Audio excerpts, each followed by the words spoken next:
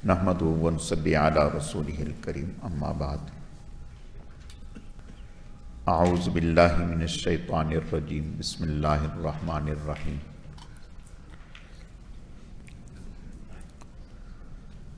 लक़द कान लकुम फ़ी रसूलिल्लाहि उस्वतुन हसनह। सदक़ल्लाहु मौलानल अज़ीम। मेरे अज़ीज़ व दोस्तों, अल्लाह रब्बुल इज़्ज़त का बेहद करम है, एहसान है कि अल्लाह पाक ने हमें दीन सीखने, समझने और अमल के जज्बे से जमा फरमाया है। अल्लाह ताला हम सब के आने को, जमा होने को, मिल बैठने को अपनी बारगाह में कबूल व मंजूर फरमाए।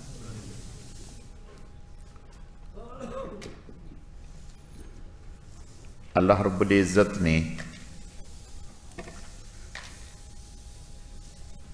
आप सल्लल्लाहु अलैहि वसल्लम की उम्मत में जो अहले ईमान हैं, इनके लिए दीनी और दुनियावी हर एतबार से तरक्कियात रसूलुल्लाह सल्लल्लाहु अलैहि वसल्लम के तरीक़ों में रखी है। जिस कदर जनाब रसूलुल्लाह सल्लल्लाहु अलैहि वसल्लम के तरीक़ों को, आपकी मुबारक सुन्नतों को हम इख्तियार करेंगे, उसी कदर आप सल्लल्लाहु अलैहि वसल्लम का और अल्लाह का कुर्ब हमें नसीब होता चला जाएगा। रसूलुल्लाह सल्लल्लाहु अलैहि वसल्लम के तरीक़ों से हम जिस कदर दूर होंगे, उस कदर अल्लाह से और रसूलुल्लाह से हम दूर होते चले जाएंगे। तो गोया तसव्वुफ का निचोड़ और खुलासा अपने आप को रसूलुल्लाह सल्लल्लाहु अलैहि वसल्लम के तरीक़ों पर हमेशगी के साथ कायम रखना है।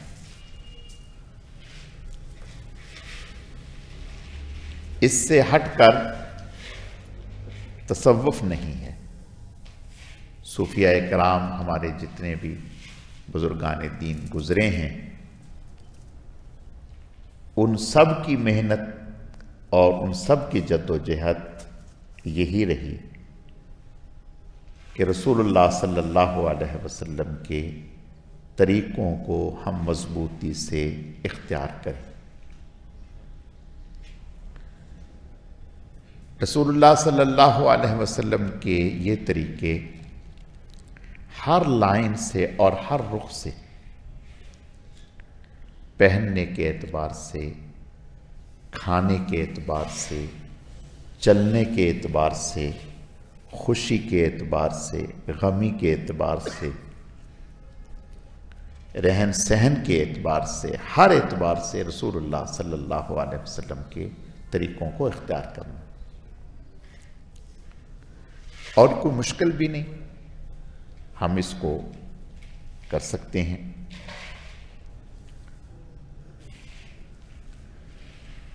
आप सल्लल्लाहु अलैहि वसल्लम सफाई पसंद थे, साफ सुथरे रहते थे, लेकिन लिबास में, दीगर चीजों में सादगी थी। एक सहाबी हुजूर से फरमाने लगे, या रसूलुल्लाह सल्लल्लाहु अलैहि वसल्लम, मैं तो बहुत अच्छे अच्छे कपड़े पहन के रखता हूं और इस चीज को पसंद करता हूं, ये कहीं कोई तकब्बुर तो नहीं कि भाई मेरे जिस्म पर अच्छे कपड़े होते हैं, साफ सुथरे होते हैं, सलीके करीने से होते हैं। तो आपने इरशाद फरमाया, इन्नल्लाह जमीलुन युहिब्बुल जमाल, अल्लाह जमील हैं اور اس چیز کو پسند فرماتے ہیں۔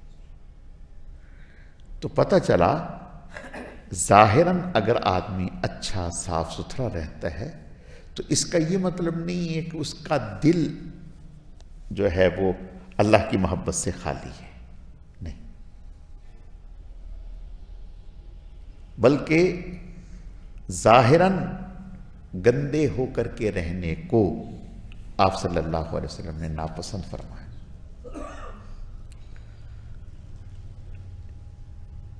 ایک شخص کو آپ نے دیکھا، اس کے پرا گندہ بال تھے، یعنی میلے کچیلے، کنگھی نہیں کی ہوئی۔ آپ نے فرمایا کہ میاں اگر یہ بات رکھے ہیں تو پھر اس کا حق بھی ہے، ان کو صاف ستھرا رکھا کرو، کنگھی کیا کرو، ایسے نہ چھوڑا کرو کہ دیکھنے میں اچھا لگے۔ لیکن اس کا یہ مطلب نہیں کہ ہر وقت کنگا ہاتھ میں رکھیں، وضو کیا تو کنگا، باہر نکلا تو کنگا، گھر میں داخل ہوئے تو کنگا، گھر سے باہر نہیں۔ یہ مطلب بھی نہیں کہ ہم سارا دن اسی میں لگے رہیں۔ آپ صلی اللہ علیہ وسلم داڑھی مبارک میں ایک دن کنگا کرتے تھے، ایک دن چھوڑ دیتے تھے،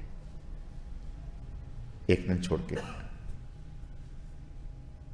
اور بعض لوگ داڑھی ہو یا سر کے بال ہوں خبر ہی نہیں لیتے، لگتا ہے کہ پتہ نہیں صدیاں گزر گئے کبھی کنگا کیا ہی نہیں۔ یہ اللہ کے نبی صلی اللہ علیہ وسلم کے طریقے کی بے اکرامی ہے، بے اکرامی ہے۔ آپ نے فرمایا سر میں داڑھی میں تیل لگاؤ، کنگا رکھو، ہر چیز اعتدال کے ساتھ، بے اعتدالی نہیں، اور صاف ستھرا رہنا۔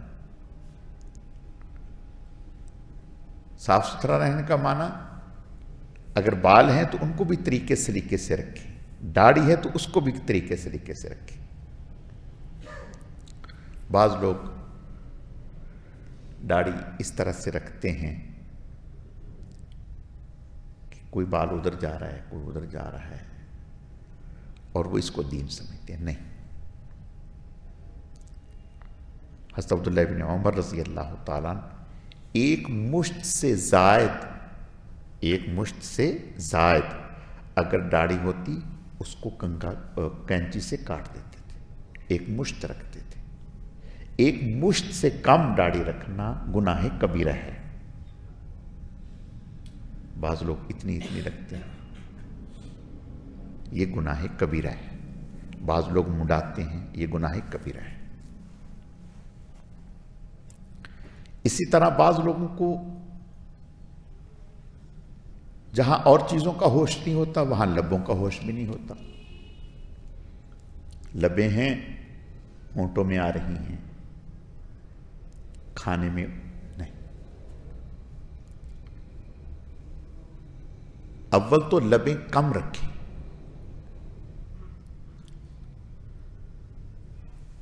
اس کو کاٹ کے کم سے کم رکھیں۔ آپ صلی اللہ علیہ وسلم نے ارشاد فرمایا کہ مجھے میرے اللہ نے داڑھی بڑھانے اور لبیں کم کرنے کا حکم دیا ہے،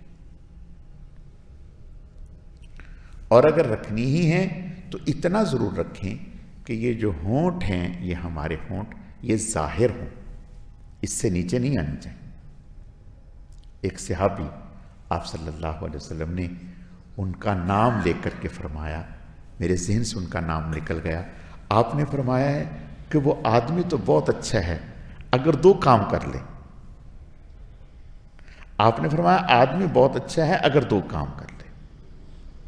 ایک آپ نے فرمایا کہ اپنی لنگی کو ٹخنوں سے اوپر کرے، لنگی کو ٹخنوں سے اوپر کرے، وہ نیچے ہوتی ہے، اور دوسرا فرمایا اپنی لبوں کو ٹھیک کرے۔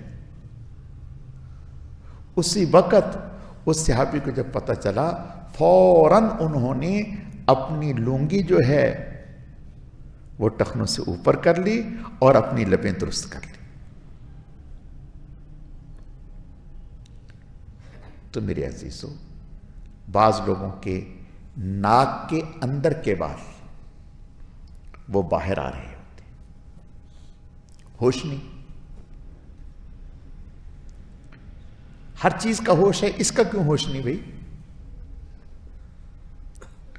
بعض لوگ مسجد میں آتے ہیں تو ان کے موزوں سے ایسی بدبو اٹھ رہی ہوتی ہے کہ قریب کھڑے ہو کر کے نماز پڑھنا مشکل ہو جاتا ہے. بعض لوگ شرٹ اوپر ایسی پہنی ہوتی ہے اس سے تعفن بدبو آ رہی ہوتی ہے. ایسے لباس میں نماز پڑھنا مکروہ تحریمی ہے. آپ ایسا لباس پہن کر کے شادی میں جاتے ہیں؟ نہیں. تو اللہ کے گھر میں کیوں آتے ہیں؟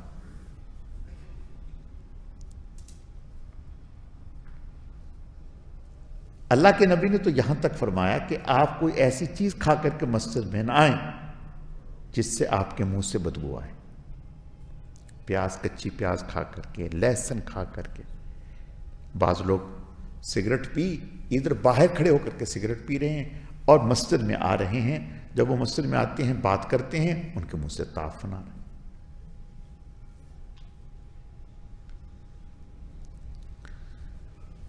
یہ پورا کا پورا ہمارا دین ہے. یہ پورا کا پورا ہمارا دین ہے. اللہ کے نبی صلی اللہ علیہ وسلم خوشبو استعمال فرماتے تھے. روزانہ آپ صلی اللہ علیہ وسلم جب تہجد کے لیے اٹھتے آپ کے سرہانے کے نیچے مسواک ہوتی تھی. سرہانے کے نیچے مسواک ہوتی تھی. آپ صلی اللہ علیہ وسلم جب نیند سے اٹھے تو اٹھتے کے ساتھ ہی آپ صلی اللہ علیہ وسلم یہ دعا فرماتے، الحمدللہ الذی احیانا بعد ما اماتنا والیہ النشور، اور اپنے چہرے پر ہاتھ پھیر لیتے. اس کے بعد آپ صلی اللہ علیہ وسلم ایک دعا ہے، اللہم لک الحمد انت قیم السماوات والارض ومن فیہن، ولک الحمد انت نور السماوات والارض ومن فیہن، ولک الحمد انت ملک السماوات والارض ومن فیہن،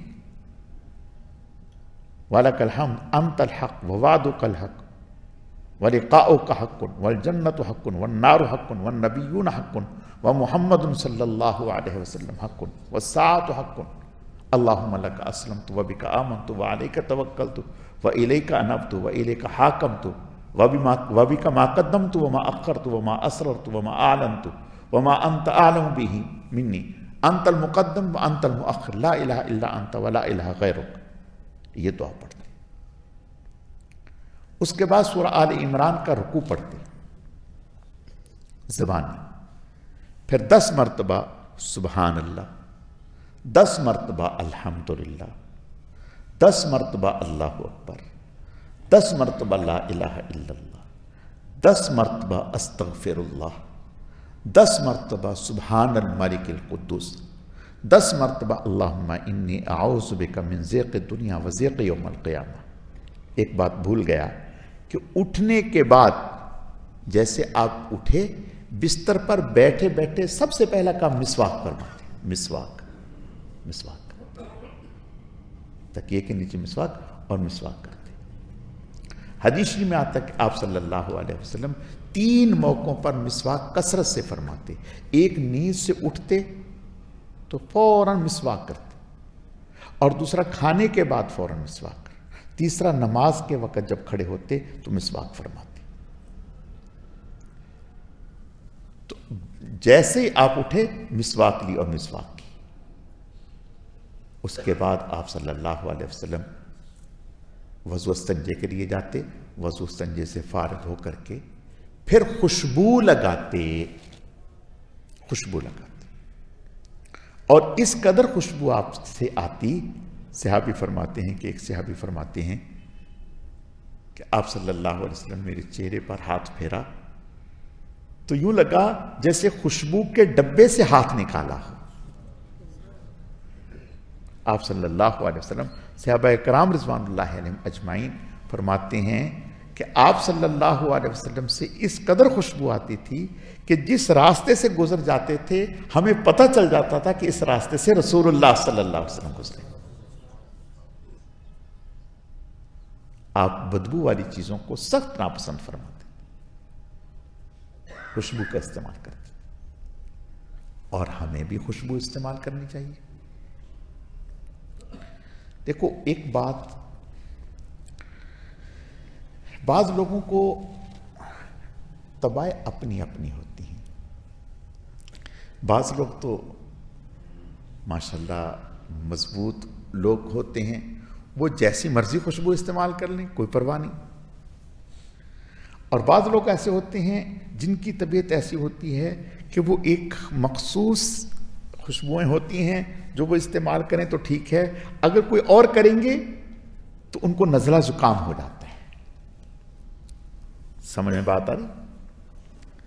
اور بعض لوگوں پہ جنون ہوتا ہے، وہ انہوں نے دوسروں کو خوشبو لگانی ہے، بھلے ان کو نزلہ ہو، بھلے ان کو زکام ہو، بھلے وہ لگا کے آئے ہوئے ہوں، وہ کہیں نہیں ہم نے تو اپنی لگانی ہے.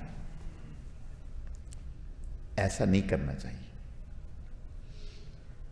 خوشبو نکال کے دوسرے کے سامنے کر دینی چاہیے اور کہنا چاہیے کہ اگر آپ کی طبیعت چاہے آپ کو یہ سوٹ کرے تو لگا لیں، نہیں تو ٹھیک ہے. وہ اگر کہے میں لگا کے آیا ہوں تو ٹھیک ہے، اور ہم نکالیں گے، ایک ایک کو لگائیں گے، ایک ایک کو لگائیں گے. اچھی بات ہے، خوشبو لگانی چاہیے، لیکن ہر ایک کا اپنا مزاج ہے، ہر ایک کی اپنی طبیعت ہے. مثال کے طور پر ہم کہتے ہیں کہ ہم تو ڈسپلین کھاتے ہیں تو سب کو ڈسپلین کھلائیں گے. جو جس طبیعت کا ہے اس کو اس طبیعت سے خوشبو لگا لینی چاہیے. بعض ہلکی خوشبو لگاتے ہیں، بعض تیز خوشبو لگاتے ہیں، لیکن بہرحال خوشبو استعمال کرنی چاہیے، سنت ہے، اس کا اجر و ثواب ہے. اور جب مسجد میں آئیں اس وقت خاص طور پر اس کا اہتمام کرنا چاہیے کہ خوشبو لگا کے آئیں. اور اس بات کا بھی اہتمام کرنا چاہیے کہ مسجد جب ہم جائیں تو لباس ہمارا کیسا ہو. میں بہت دفعہ اس بات پہ کہتا ہوں، لوگ مسجد کو نہ جانے کیا سمجھتے ہیں. بعض دفعہ سونے والا لباس جو ہوتا ہے وہ پہن کے مسجد میں آ جاتے ہیں، اس سے سخت تکلیف ہوتی ہے. انہیں یہ احساس ہی نہیں کہ ہم کہاں جا رہے ہیں. میں ایک موٹی سی مثال عرض کرتا ہوں کہ اگر رسول اللہ صلی اللہ علیہ وسلم موجود ہوں، ہمیں پتا ہو، تو کیا ہم ایسا الٹا سیدھا لباس پہن کے آپ کے سامنے جائیں گے؟ نہیں جائیں گے. ایک حیا ہے، ایک لحاظ ہے، ایک وقار ہے. صدر وزیر اعظم بیٹھے ہو تو آپ 10 دفعہ اپنے آپ کو سیٹ کرتے ہیں، شیشے کے سامنے جاتے ہیں اور اپنی کوٹ کو سیٹ کرتے ہیں، اپنی قمیض کو سیٹ کرتے ہیں، بالوں کو دیکھتے ہیں. تو وہ تو صدر ہی ہے نا، انسان ہی ہے. اگر اس کا ایک لحاظ ہے تو اللہ کا بھی تو ایک لحاظ ہے. خذوا زینتکم عند المسجد. اللہ فرماتے ہیں کہ جب مسجد میں آؤ تو اس کا ایک پورا وہ بنا کے آؤ، طریقہ سلیقہ ڈھنگ. بعض لوگ کپڑے تو صاف ستھرے ہوں گے، ٹوپی اتنی میلی ہوگی لگتا ہے کہ عید بقرعید پہ ہی دھوتے ہوں گے.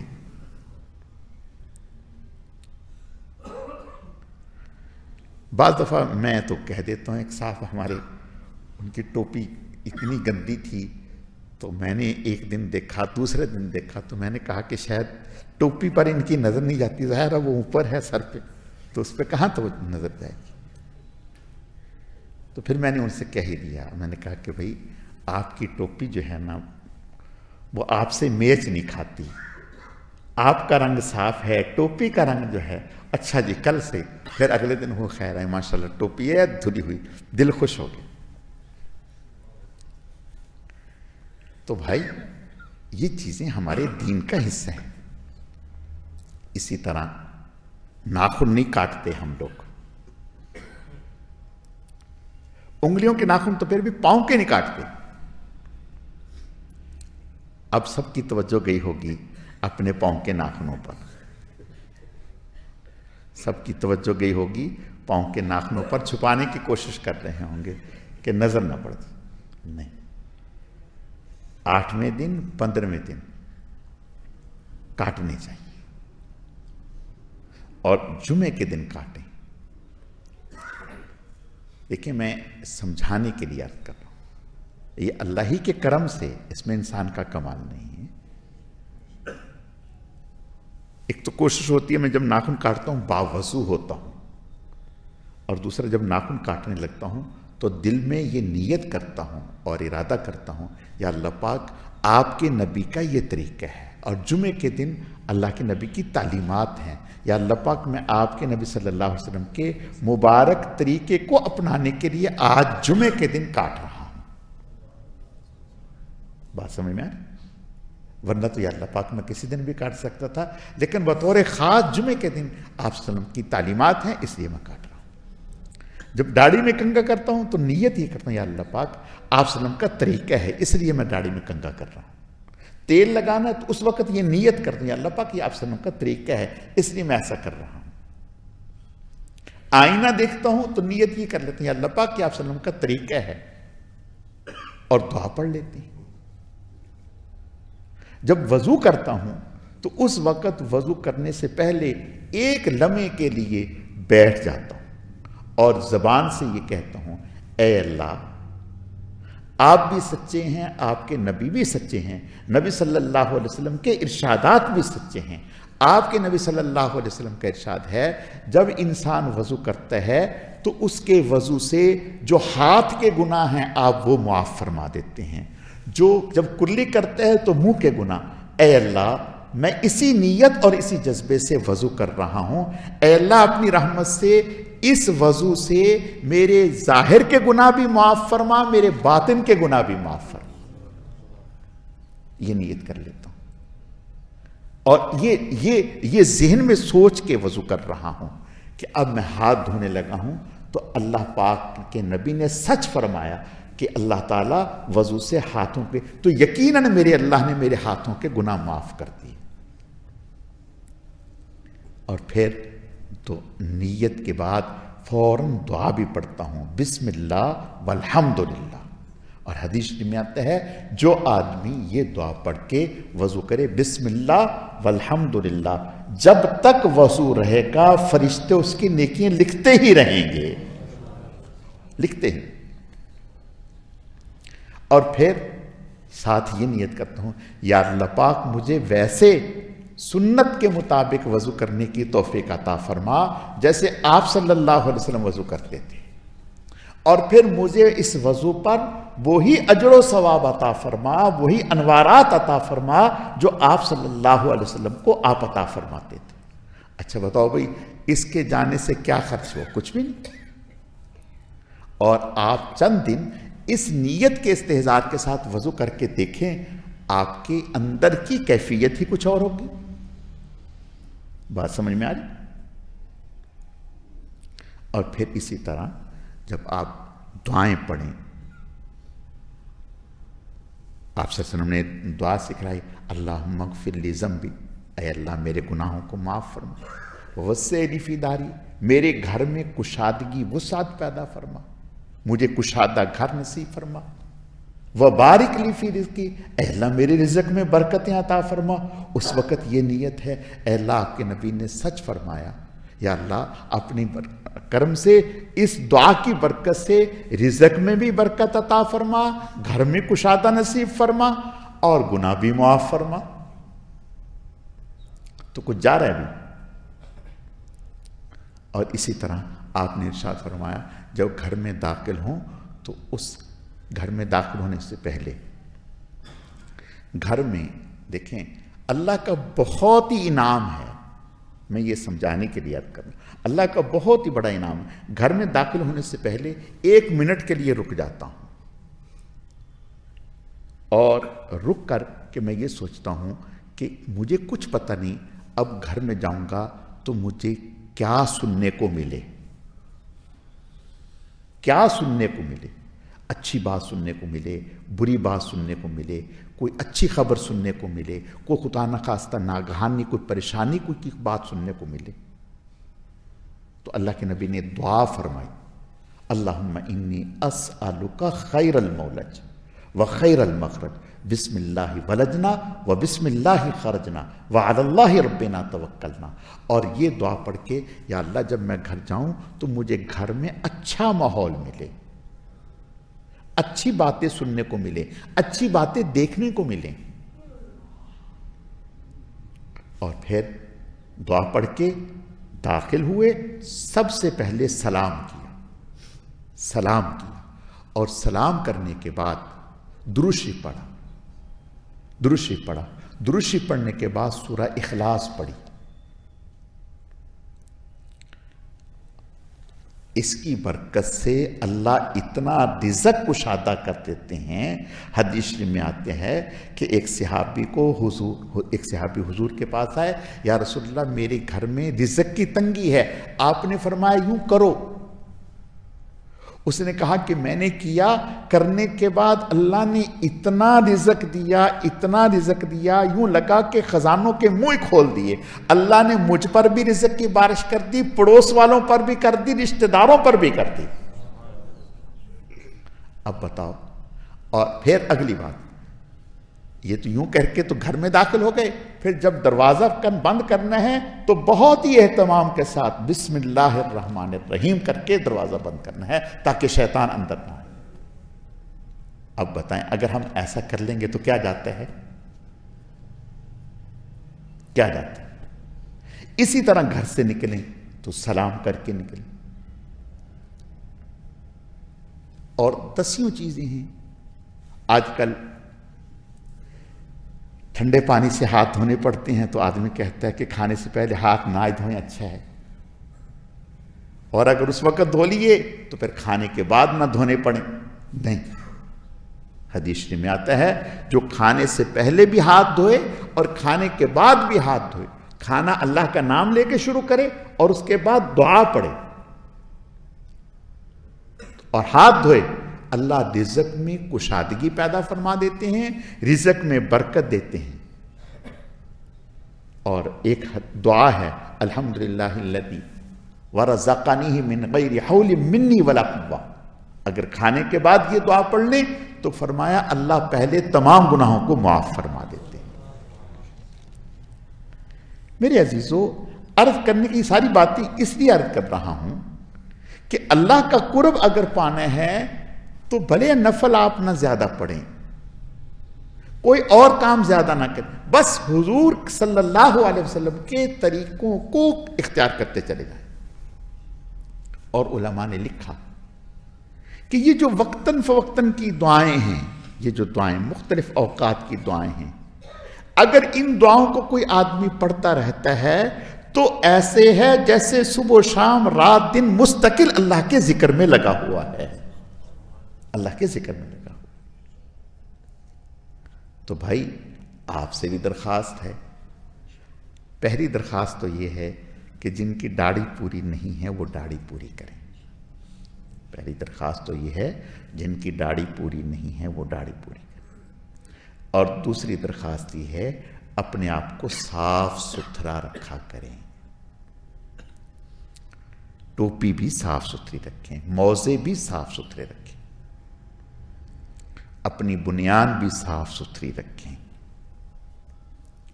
لباس صاف ستھرا ہونے کا معنی سر سے پاؤں تک لباس ہمارا صاف ستھرا ہو. اور اپنے ناک کے بالوں کی خبر لیتے رہیں، ناخنوں کی خبر لیتے رہیں. ناخن کاٹیں اور ہر جمعے کے دن کاٹیں. حجامت تو کسی دن بھی کر سکتے ہیں لیکن جمعے کے دن کریں، ثواب زیادہ ہے.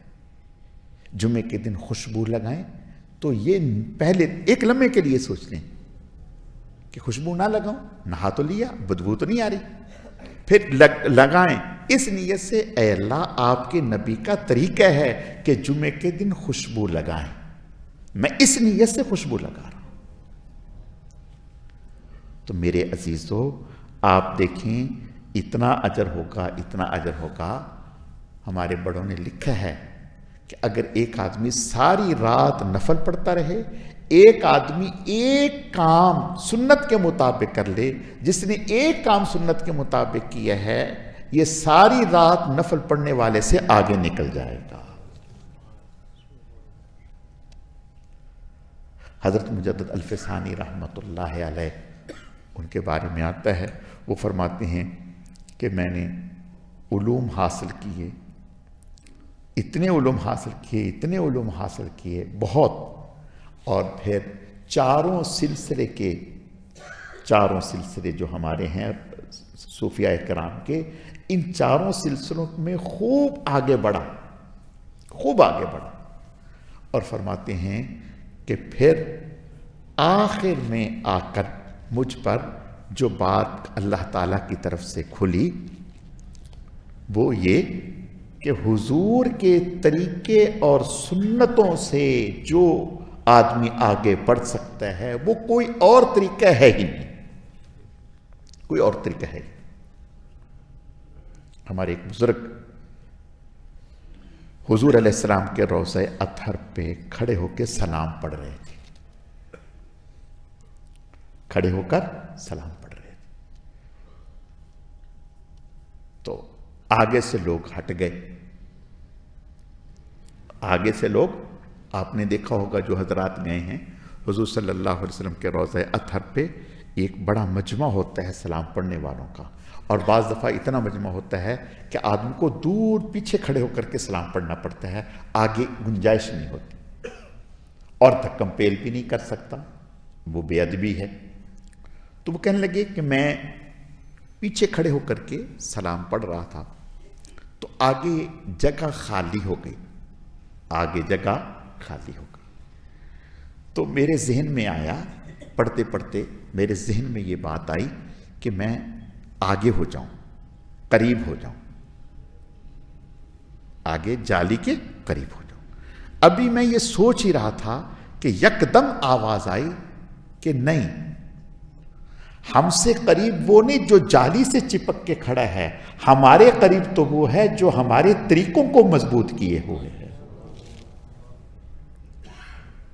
ہم سے قریب وہ نہیں جو ہماری جالی کے ساتھ لپک کے کھڑا ہوا ہے، ہم سے قریب وہ ہے جو ہمارے طریقوں کو اختیار کیا ہوا ہے۔